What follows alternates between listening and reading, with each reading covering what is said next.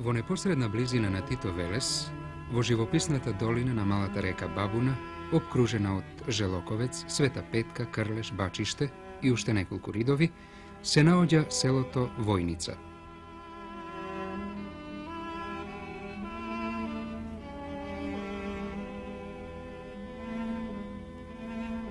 Тоа некогаш било големо и богато. Куќите се одликуваат со градска архитектура и имаат камени покриви, калдармисани улици и сокаци. Имало своја канализациона и водоводна мрежа.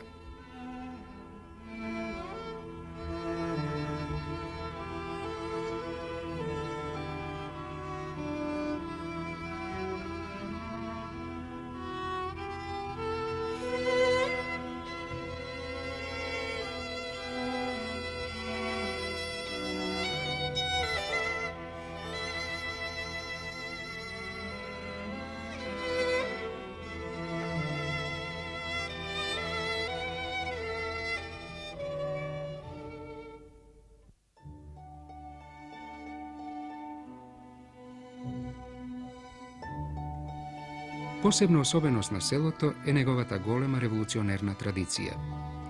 Тоа е меѓу првите села во Велешко во која е формирана партиска организација, додека на вториот конгрес на Комунистичката партија на Југославија во Вуковар има свој делегат. На изборите во 1920 година победуваат комунистите и Војница станува црвена општина.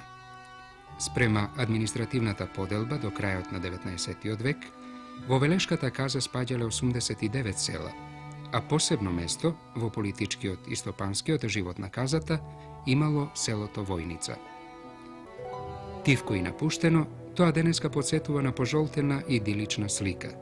Не случајно, зашто од него изникнале две значајни имиња за македонската револуционерна и поетска мисла – Коле Неделковски и Милан Војницалија.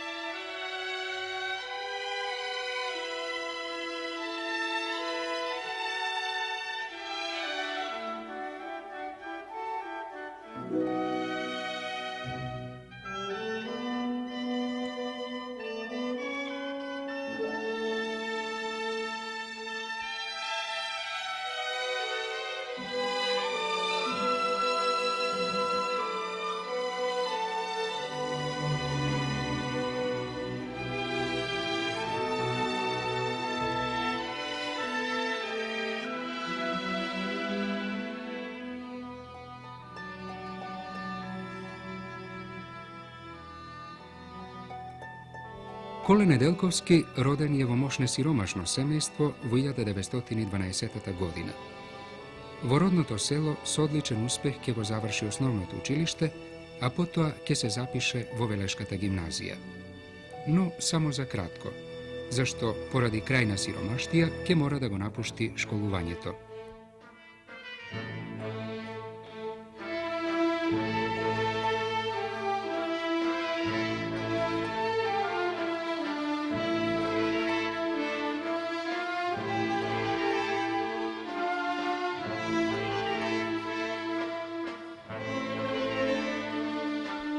Бистрото и надарено момче ќе замине за Скопје како молерски работник и учи во неделното трговско училиште.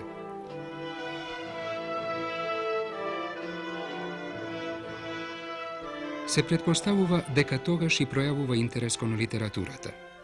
Особен интерес пројавувал кон народниот јазик, запишувал поретки и непознати зборови.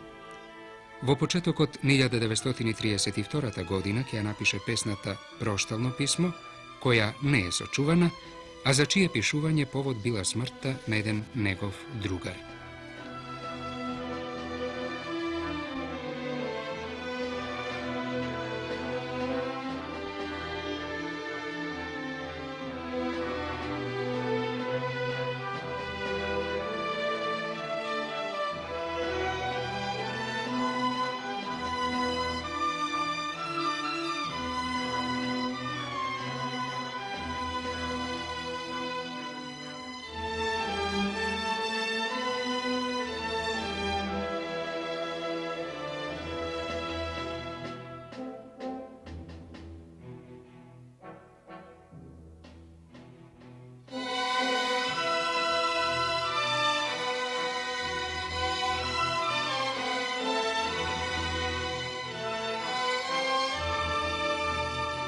Во 1933 година светот го зафаќа голема економска криза. Тоа особено ја погодува Македонија, над која се надвиснати интересите на соседните држави. Тогаш Неделковски има 21 година и емигрира од Југославија.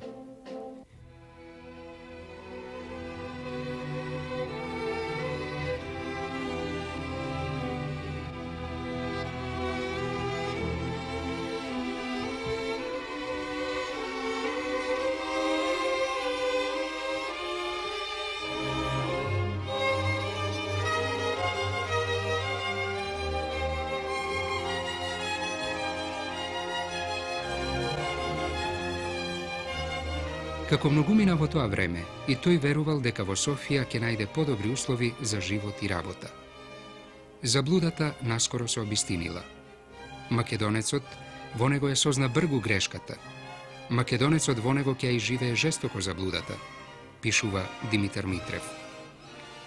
Доброволецот емигрант разбра дека неговите родни браќа во емиграција си имаат создадено друг облик на својот живот и тие му беа туѓи.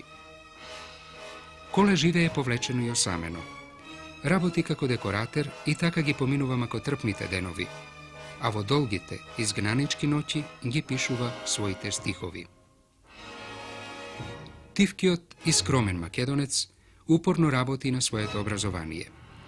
Посетува повеќе образовни курсеви, а особено значајна година од овој период е 1937-та, кога стапува во редовите на прогресивните литературни работници македонци, кои го образуваа Македонскиот литературен кружок. Тука започнува неговото другарување со Никола Вапцаров, Антон Попов, Димитар Митрев, Кочо Рацин, Митко Зафировски и други.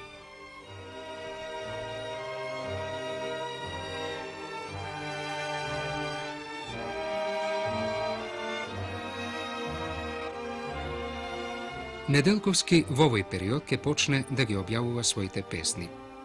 Поточно, 1938 година, во месечното списание на Илинденската емигрантска организација во Бугарија, Илустрација Илинден, број 6, на уводно место е објавена неговата песна Стојан Војвода, подоцна преименувана како Стојан на Ордановци.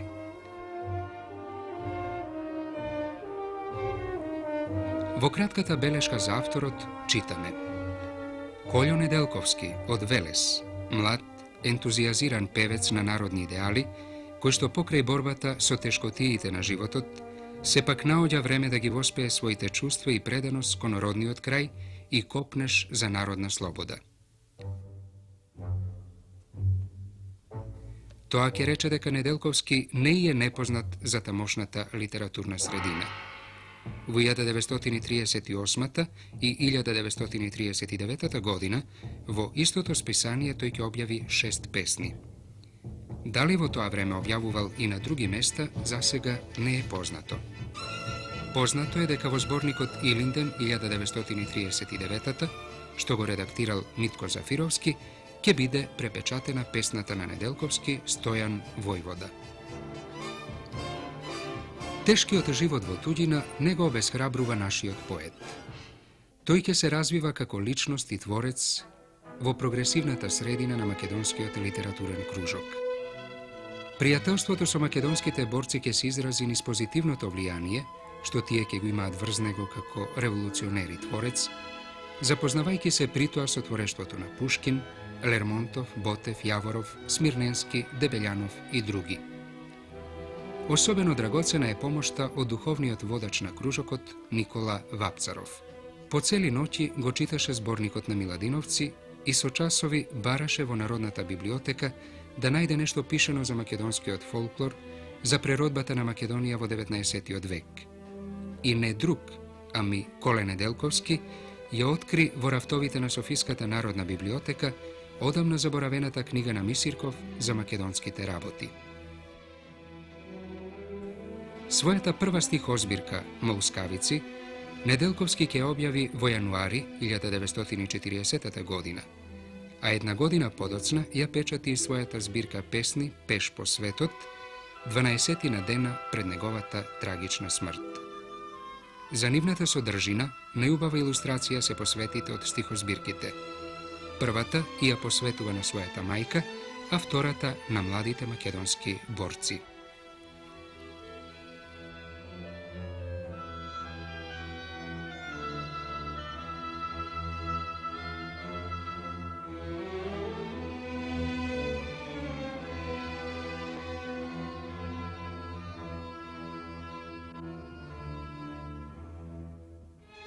Коле Неделковски како револуционер беше секогаш во првите редови на борбата против фашизмот.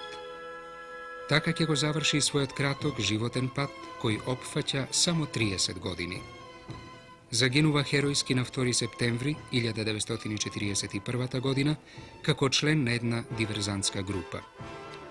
Откриен од полицијата во еден малечок стан на мансардата од 4-тиот спрат на генерал Парнасов, не сакајќи да падне во рацете на непријателот, поетот фрла пеколна машина на полицијата и скокнува на улица од прозорецот на својата соба. На калдармисаната улица белиот гулаб, искршен и во крв, остана уверливо да зборува за самобитноста на македонскиот народ и неговата борба за слобода и за национални и социјални права. Вистината не може да се премолче и сокрие. Денес ја нема спомен плочата на зградата каде што загинува поетот, но таа постоеше и кажуваше: тука загина македонскиот поет, револуционер Коле Неделковски, роден во град Велес 1912 година, убиен на 1 септември 1941 година од фашистичката полиција. Таа останува трајна вистина и вредност, како што и животот и делото на Коле Неделковски се светол пример кој не обврзува колку кон нашето минато и сегашност, уште толку повеќе кон нашата иднина.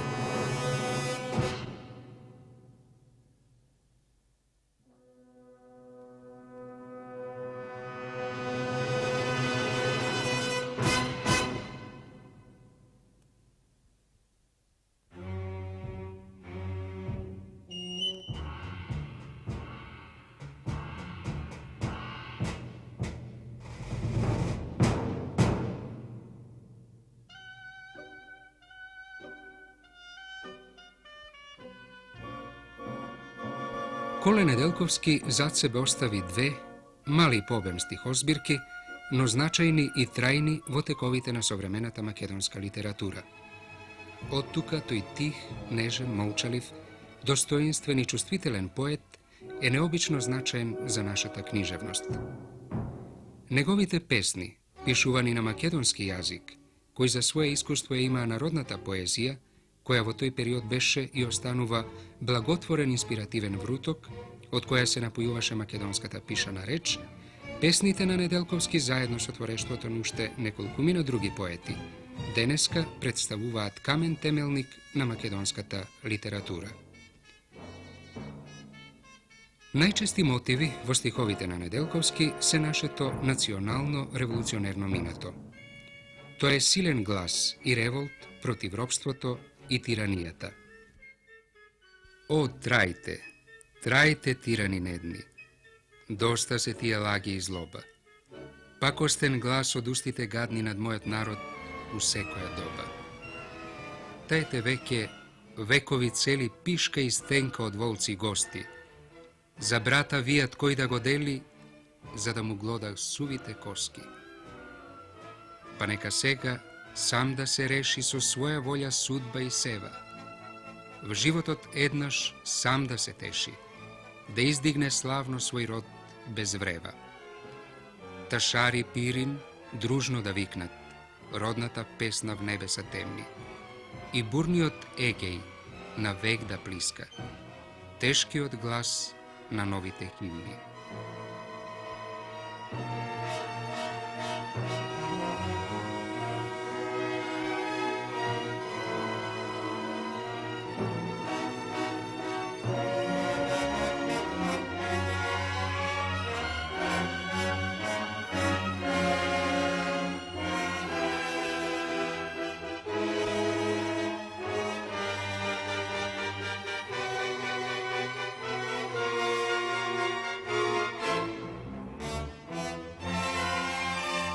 Судбината на изгнаник Неделковски ќе ја споделува со својот чичко, поетот Милан Војницалија.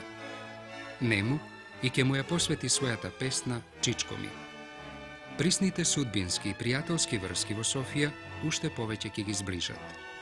Преку ликот на својот Чичко, поетот допира до универзумот на откорнатикот и борбата за сопствениот идентитет и непокор. И така, без дом се скита и гори за народ свој, а нигде ни стреа пуста да сведеш на старост лик. И носен вечно од маки, на камен тврд заспа сон.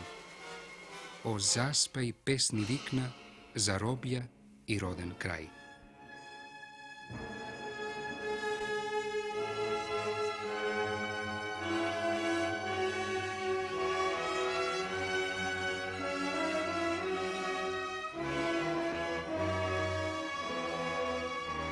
Ако уметничкото дело е субјективен израз на објективната стварност, тогаш тоа особено важи за поетското творештво на Неделковски. Неговата поетска реч е вистинска автобиографија, која ставена во контекстот на едно време како творечки чин, успешно го реализира стремежот да се поиде и да се опстане од субјективното кон објективното, од поединечното кон општото до универзалното.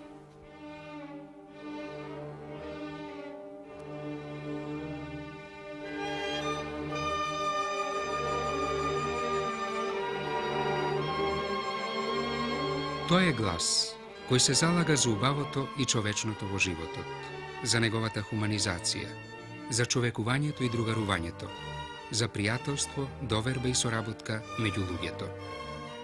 Токму во тие универзални вредности, наспрема несовршената техничка градба на стиховите, поетското дело на Неделковски, како свежо и автентично творечко дело, допира и до нашите дни.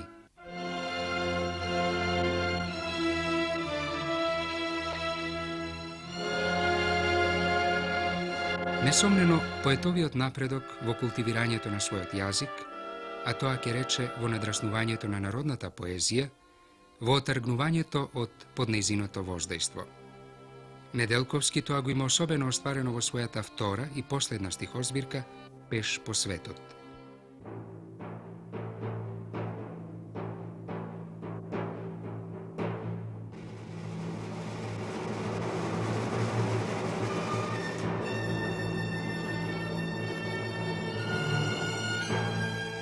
Песните во неа се настанати во времето кога поетот е веќе активно вклучен во организираното напредно движење во Бугарија и действува во веќе споменатиот литературен кружок, што го раководи поетот Никола Вапцаров.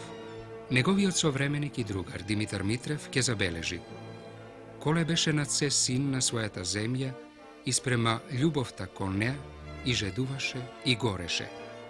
И никако не е случајно дека долго време, цели 4 години, Велешкиот син го живееше во Софија својот самотен живот.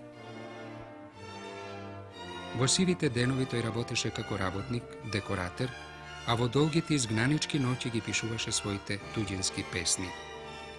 Така и неговото дело, останувајќи недовршено, во еден и недовршен животен и поетски развој, стиховите на Неделковски и денес ја имаат вредноста на непосредна, интимна и искрено испеана човечка и човечна лирика.